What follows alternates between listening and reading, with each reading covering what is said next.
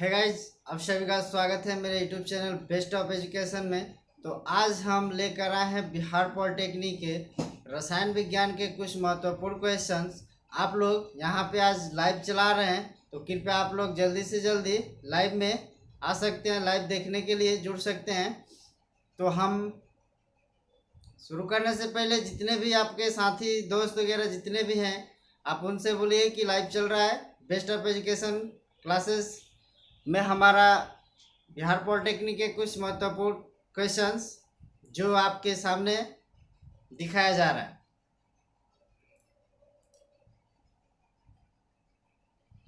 तो पहला क्वेश्चन हमारा है कि भारानुसार जल में हाइड्रोजन व ऑक्सीजन का अनुपात है। यानी क्वेश्चन पहला कह रहा है कि भार के अनुसार जो जल में जो हाइड्रोजन और ऑक्सीजन का अनुपात होता है वो क्या होता है। तो ऑप्शन नंबर ए है 2:1, 1:1:6, सी नंबर है 1:8, डी नंबर में है आपका 8:1। तो हमारा ऑप्शन यह 4 को दिया है, जिसमें से हमको पता करना है कि भार यानी जल में जो भार के अनुसार होता है, यानी वजन के अनुसार जो हाइड्रोजन व ऑक्सीजन का अनुपात होता है वह क्या होता है। तो पहला का हमारा option number C right answer है, जिसमें ऑप्शन नंबर सी हमारा सही है। तो हमारा option number C right answer है पहला का। अब आते हैं हम क्वेश्चन नंबर दूसरे की।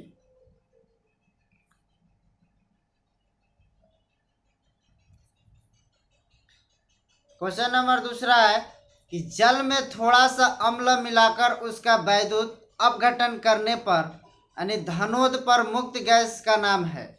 यानी कह रहा है कि जब जल में थोड़ा सा अम्ल मिला दिया जाता है तो उसका वैद्युत यानी विद्युत अपघटन यानी धन जो आवेश होता है उस पर कौन सी गैस मुक्त होती है। तो हमारा क्वेश्चन दूसरा ये है, ऑप्शन इसका है ऑक्सीजन, बी में है नाइट्रोजन, सी में है हाइड्रोजन और डी में है अमोनिया। तो हमारे पास इस तरह के 4 ऑप्शन दिए हैं, जिसमें से हमको बताना है कि जल में थोड़ा सा अम्ल मिलाकर उसका विद्युत अपघटन करने पर यानी प्लस यानी धन आवेश पर कौन सा गैस मुक्त होता है उसका नाम बताना है। तो हमारा ऑक्सीजन, नाइट्रोजन, हाइड्रोजन, अमोनिया। तो हमारा यहाँ 4 ऑप्शन में से हमको पता करना है कि कौन सा गैस मुक्त होता है। तो ऑप्शन नंबर हमारा B right, sorry A option number right है, क्योंकि हमारा धन आवेश पे ऑक्सीजन हमारा गैस मुक्त होता है। तो ऑप्शन नंबर ए हमारा राइट है। अब आते हैं क्वेश्चन नंबर तीसरा। शुद्ध जल का पीएच मान है, शुद्ध जल का पीएच मान है। तो ऑप्शन नंबर ए में है 7.4, बी में है 7, सी में है 6.2, डी में है 14 यानी 14, जिसमें से हमारा शुद्ध जल का पीएच मान यानी पीएच का मान होता है पावर ऑफ हाइड्रोजन, यानी उसका पूरा फुल फॉर्म होता है पावर ऑफ हाइड्रोजन। तो हमारा शुद्ध जल का मान होता है 7, जिसमें से हमारा इसका राइट आंसर हो जाएगा ऑप्शन नंबर बी। तो हमारा शुद्ध जल का पीएच मान होता है 7।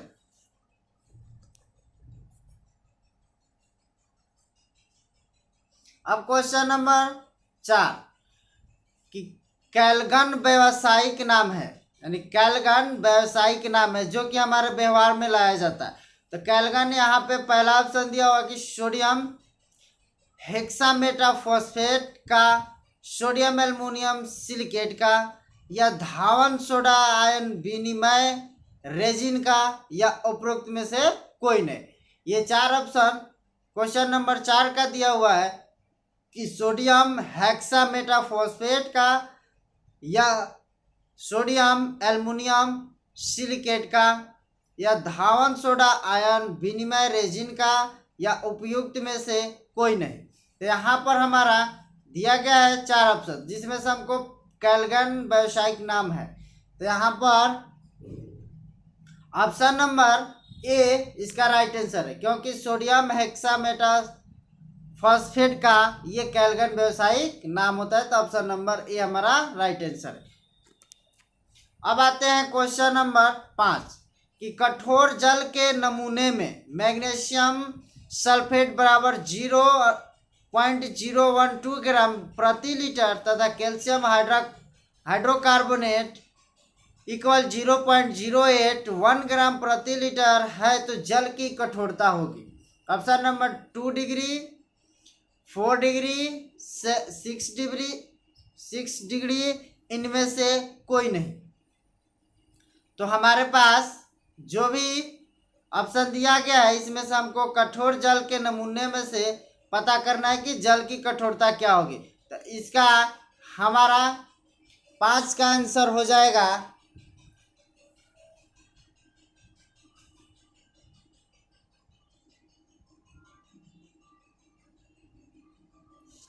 5 का आंसर हो जाएगा हमारा सी, ऑप्शन नंबर सी। यहाँ पे 5 का ऑप्शन हो जाएगा सी, राइट आंसर यानी 6 डिग्री। अब आते हैं क्वेश्चन नंबर 6, कठोर जल का प्रयोग किया जा सकता है, यानी कठोर जल का प्रयोग किया जा सकता है किसमें, तो कृषि में, स्नान करने में, या कपड़े धोने में, या बॉयलर में। तो हमारे पास कठोर जल का प्रयोग किया जा सकता है किसमें, तो कृषि में, स्नान करने में, कपड़े धोने में, बॉयलर में। इन चारों में से हमको किसमें करना है कठोर जल का प्रयोग। तो ऑप्शन नंबर हमारा देखते हैं कौन सा सही होता है। हाँ, तो राइट आंसर हमारा होगा कठोर जल का हम प्रयोग करते हैं तो हमारे स्नान करने में हमारा उपयोग किया जाता है कठोर जल का। तो हमारा राइट आंसर हो जाएगा बी, ऑप्शन नंबर बी सही है। अब आते हैं हम क्वेश्चन नंबर 7 कि कठोरता प्रकट की जाती है, कठोरता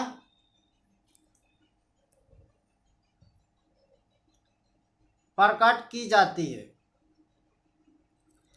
ऑप्शन में दिया हुआ है कैल्शियम कार्बोनेट के समतुल्यांक के रूप में, सोडियम कार्बोनेट के समतुल्यांक के रूप में, मैग्नीशियम कार्बोनेट के समतुल्यांक के रूप में, कॉपर सल्फेट के समतुल्यांक के रूप में किया जाता है। ये 4 ऑप्शन में से हमको क्वेश्चन नंबर कठोरता प्रकट की जाती है, क्वेश्चन ये रहा और हमारा ऑप्शन ये 4 दिया है जिसमें से हमको इसका सही आंसर चूज करना। तो हमारा राइट आंसर इसका हो जाएगा कि कैल्शियम कार्बोनेट के समतुल्यांक के रूप में किया जाता है कठोरता। तो ऑप्शन नंबर ए हमारा राइट आंसर है। तो हम आते हैं क्वेश्चन नंबर 8 पे, यानी भारी जल होता है, समुद्री जल, यानी क्वेश्चन नंबर 8 है कि भारी जल होता है, भारी जल होता है, समुद्री जल, खनिज झरनों का जल, अस्थाई कठोर जल, या तो O2 व ड्यूटेरियम का यौगिक होता है। ये हमारा भारी जल होता है किसमें, तो हमारा जो हमारा ड्यूटेरियम का यौगिक होता है सबसे हमारा भारी जल होता है। तो हमारा ऑप्शन नंबर डी जो है O2 का व ड्यूटेरियम का यौगिक होता है जो भारी जल होता है। तो ऑप्शन नंबर हमारा डी राइट आंसर हो जाए। अब आते हैं क्वेश्चन नंबर 9,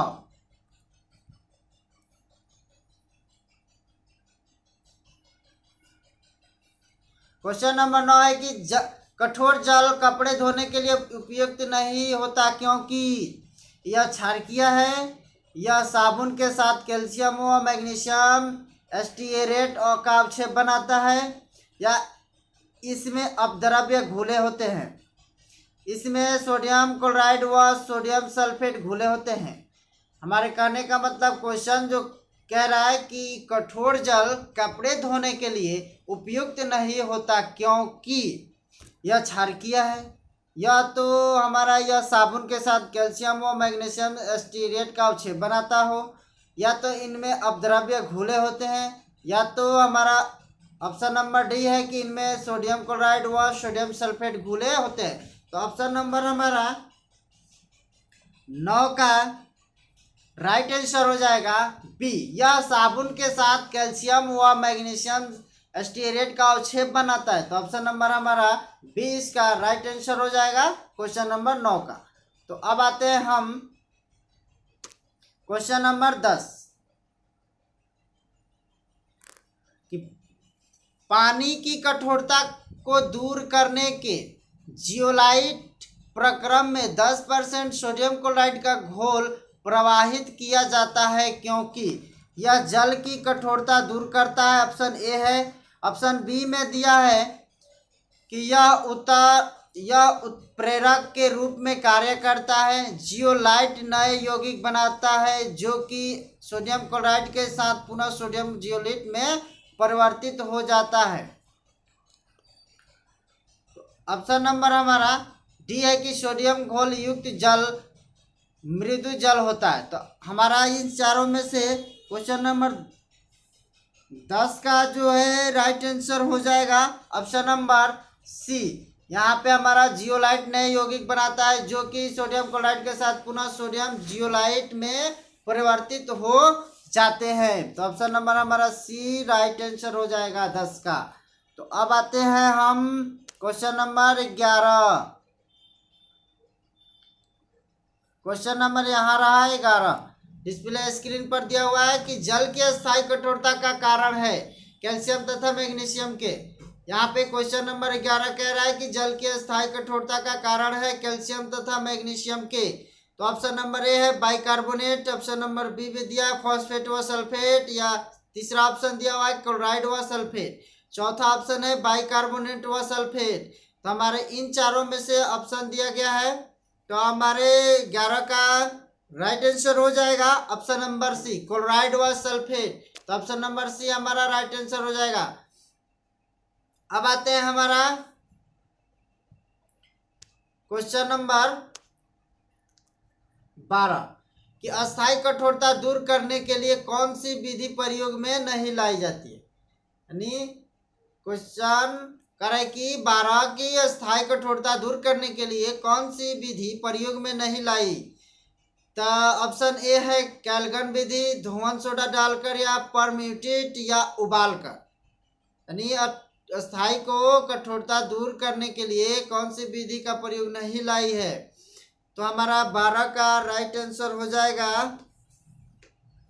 डी यानी उबालकर। कोई भी अस्थायी कठोरता को दूर करने के लिए हम उबालकर उसका उपयोग नहीं करते, इसलिए हमारा ऑप्शन नंबर 12 का डी राइट आंसर हो जाएगा। तो उबालकर आंसर इसका राइट होगा। क्वेश्चन नंबर 13 कि क्वेश्चन नंबर कह रहा है कि क्वेश्चन नंबर 13 कि कैल्शियम हाइड्रोकार्बोनेट। यहाँ पे क्वेश्चन में 3 छूट चुका है, 3 2 यहाँ पे और यहाँ पे 2 है। तो यहाँ पे 2 के विघटन होने के कारण जल की अस्थायी कठोरता जल से अस्थायी कठोरता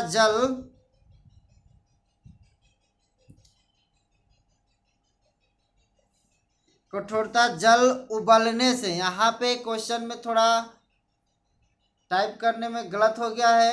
यहाँ पे क्वेश्चन दिया हुआ है कि जल से दूर हो जाती है।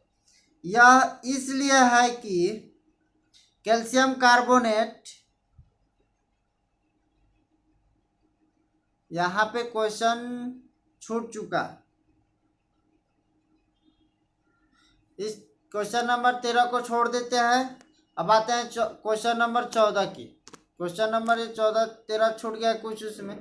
अब आ रहे हैं हम क्वेश्चन नंबर 14 में कि कठोर जल साबुन के साथ झाग उत्पन्न नहीं करता है क्योंकि।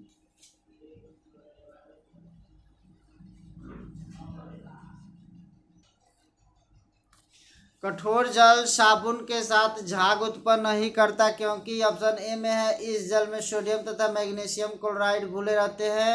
ऑप्शन हमारा बी दिया हुआ है, ऊपर आ जाते हैं। कठोर जल में अबिलिया कैल्शियम तथा मैग्नीशियम सल्फेट या क्लोराइड घुले रहते हैं। इस जल में अनेक अशुद्धियाँ रहती है। या ऑप्शन नंबर 4 दिया हुआ कि इस जल का घनत्व अधिक होता है। तो क्वेश्चन हमारा फिर से एक बार कि कठोर जल साबुन के साथ झाग उत्पन्न नहीं करता है, क्योंकि ऑप्शन ए में दिया हुआ है कि इस जल में सोडियम तथा मैग्नीशियम क्लोराइड घुले रहते हैं, या तो कठोर जल में अम्लीय कैल्शियम तथा मैग्नीशियम के सल्फेट या क्लोराइड घुले रहते हैं, इस जल में अनेक अशुद्धियाँ रहती है, या इस जल का घनत्व अधिक होता है। तो इसका राइट आंसर हो जाएगा बी नंबर में हमारा, कि कठोर जल में अम्लीय कैल्शियम तथा मैग्नीशियम के सल्फेट या क्लोराइड घुले रहते हैं। तो ऑप्शन नंबर बी हमारा क्या हो जाएगा, राइट आंसर हो जाएगा 14 का। अब आते हैं आप क्वेश्चन नंबर हम 15।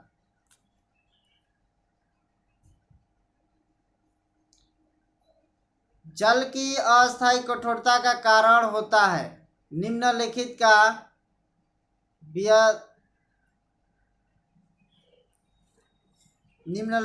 विद्यमान होना, यानी जल की अस्थायी कठोरता का कारण होता है कि निम्नलिखित का विद्यमान होना।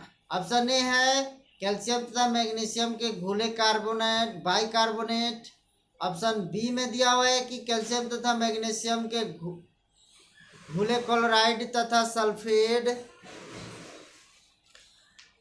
ऑप्शन नंबर सी है कि सोडियम तथा पोटेशियम के क्लोराइड बाइकार्बोनेट सल्फेट, या उपरोक्त में से कोई नहीं। ये 15 तक ऑप्शन 4 को दिया है, जिसमें से हमारा राइट आंसर हो जाएगा ए, हमारा कैल्शियम तथा मैग्नीशियम के घुले बाइकार्बोनेट होते हैं। तो ऑप्शन नंबर हमारा ए राइट आंसर है। अब आते हैं क्वेश्चन नंबर 16। जल में कठोरता निम्न में से किन आयनों की उपस्थिति होती है? Sodium plus potassium plus, calcium 2+, magnesium 2+, aluminium 3+, या तो हमारा पोटेशियम प्लस, या तो ऑक्सीजन माइनस, या तो सल्फर 2। ऑप्शन 16 4 दिया, जिसमें से हमको दिखाना है कि 16 का राइट आंसर हो जाएगा बी, यानी कैल्शियम 2+, मैग्नीशियम 2+, यानी हमारा ये जल में कठोरता निम्न से किन आयनों की उपस्थिति से होती है? तो कैल्शियम मैग्नीशियम के कारण होता है। तो ऑप्शन नंबर बी हमारा राइट आंसर हो जाएगा। अब आते हैं क्वेश्चन नंबर 17। जल में अस्थायी कठोरता किस लवण के घुलने से होती है? जल में अस्थायी कठोरता किस लवण के घुलने से होती है? पहला ऑप्शन दिया हुआ है कि कैल्शियम तथा मैग्नीशियम के बाइकार्बोनेट, कैल्शियम तथा मैग्नीशियम के सल्फेट एवं क्लोराइड के, या तो कैल्शियम तथा मैग्नीशियम के सिलिकेट, कैल्शियम तथा मैग्नीशियम के नाइट्रेट। ये हमारा 4 ऑप्शन दिया हुआ है कि 17 का, ये तो हमारा राइट आंसर हो जाएगा। इसका क्वेश्चन का कहना है कि जल में जो अस्थायी कठोरता किस लवण के घुलने से होती, तो अब इसका 17 का राइट आंसर हो जाएगा बी, यानी कैल्शियम तथा मैग्नीशियम के सल्फेट एवं क्लोराइड के कारण। तो इसका राइट आंसर बी हो जाएगा। अब आते हैं हम क्वेश्चन नंबर 18।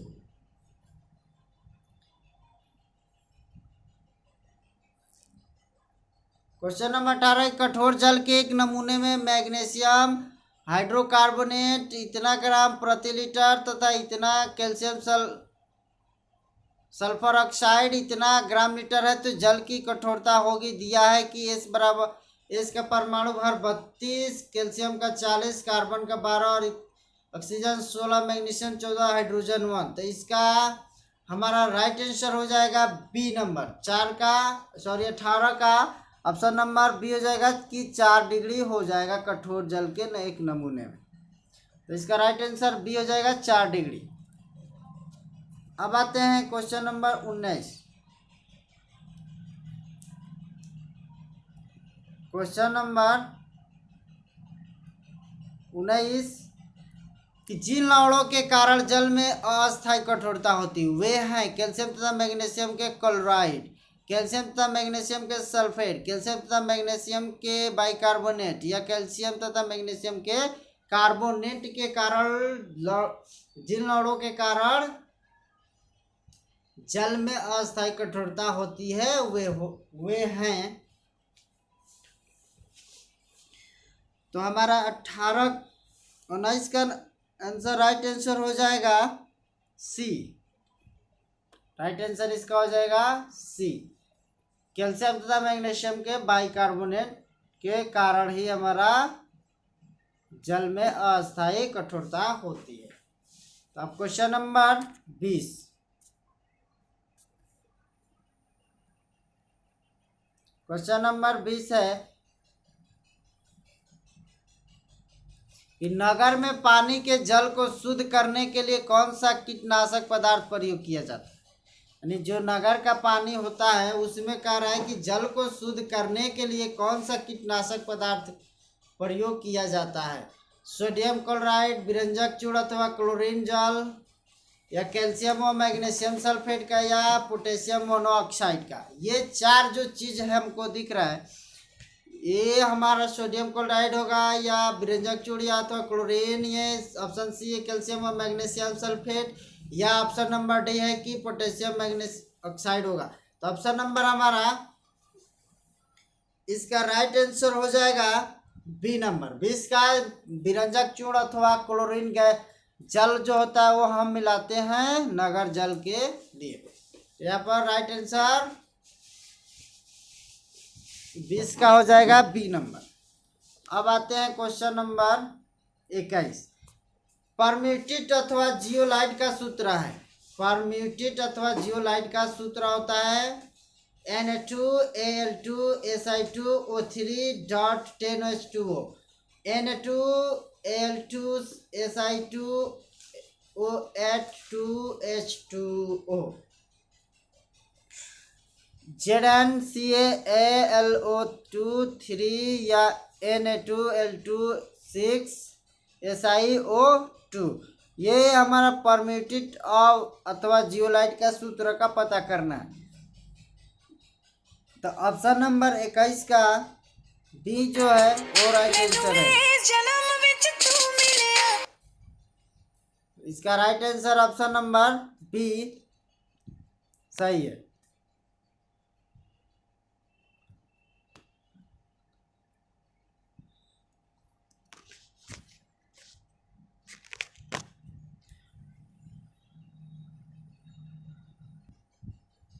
Question number 22। जल की अस्थायी कठोरता को दूर करने के लिए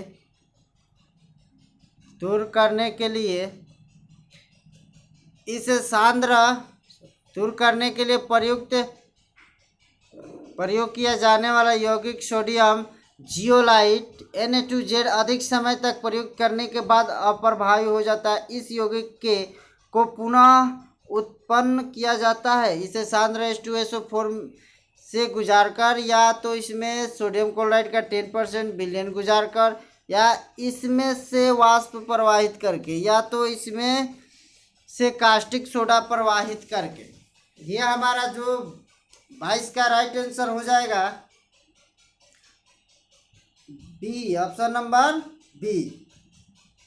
यहाँ बी नंबर जो है इसका राइट आंसर हो जाएगा 22 का बी की सोडियम क्लोराइड का 10% विलयन गुजार कर। तो अब आते हैं क्वेश्चन नंबर 23 यानी 23। जल आयनिक लौड़ों का अच्छा विलायक है क्योंकि यह रंगीन होता है या इसका क्वथनांक कुछ होता है। इसका एक ऑप्शन इसका 23 जल आयनिक लौड़ों का अच्छा विलायक है क्योंकि ऑप्शन ए में है कि यह रंगहीन होता है, इसका क्वथनांक उच्च होता है, इसका द्विध्रुव आघूर्ण उच्च होता है, द्विध्रुव आघूर्ण उच्च होता है, इसका विशिष्ट ऊष्मा उच्च होती है। तो ऑप्शन नंबर 23 का राइट आंसर हो जाएगा सी, इसका द्विध्रुव आघूर्ण उच्च होता है।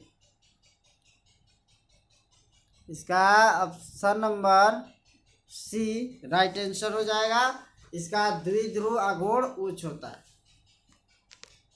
अब आते हैं क्वेश्चन नंबर 24 जल के अणु में H बंद O बंद H बंद होता है 104 डिग्री 3 मिनट, 120 डिग्री, 180 डिग्री या 109 डिग्री 28 मिनट होता है। इन चारों में से जल में H बंद O बंद H बंद तो होता है। तो हमारा 24 का राइट आंसर हो जाएगा ए, यानी 104 डिग्री 3 मिनट होता है। 104 मिनट 3 डिग्री, इसका राइट आंसर हो जाएगा ए। इसका राइट आंसर हो जाएगा A, option number A right answer है। अब आते हैं क्वेश्चन नंबर लास्ट यानी 25वां क्वेश्चन। निम्न में से कौन सा विद्युत का अच्छा चालक होता है? समुद्र जल, वर्षा का जल, साधारण जल या आश्रित जल? ये कौन सा निम्न में से विद्युत का अच्छा चालक होता है? समुद्र जल, वर्षा का जल, साधारण जल या आश्रित जल? ऑप्शन नंबर इसका ए जो होता है कि समुद्र का जल जो विद्युत का होता है वो अच्छा चालक होता है। तो ऑप्शन नंबर 25 का ए हमारा राइट आंसर। तो हम इसी तरह से और भी वीडियो लेते आएंगे बिहार पॉलिटेक्निक के लिए। तो हमारे इस वीडियो को ज़्यादा से ज़्यादा देखिए और शेयर कीजिए अपने दोस्तों के पास। थैंक यू वेरी मच, आप लोग को धन्यवाद जो कि हमारे ये लाइव क्लास देखने के लिए।